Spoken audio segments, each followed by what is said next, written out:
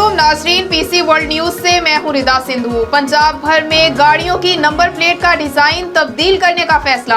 अगले महीने से नए डिजाइन की नंबर प्लेट का अजरा शुरू कर दिया जाएगा, जिसमें प्लेट का साइज और फॉन्ट बड़ा रखा गया है, जिसकी तस्दीक महकमा एक्साइज एंड टैक्सेशन के डायरेक्टर की जानिब से भी कर दी गई है।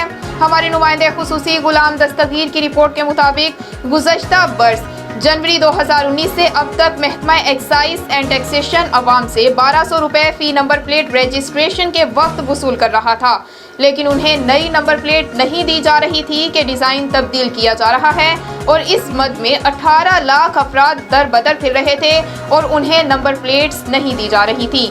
ताहम अब महकमा एक्साइज एंड टैक्सेशन ने इसका ठेका एक कंपनी को दे दिया है और अगले महीने से नई नंबर प्लेट्स मिलना शुरू हो जाएंगी।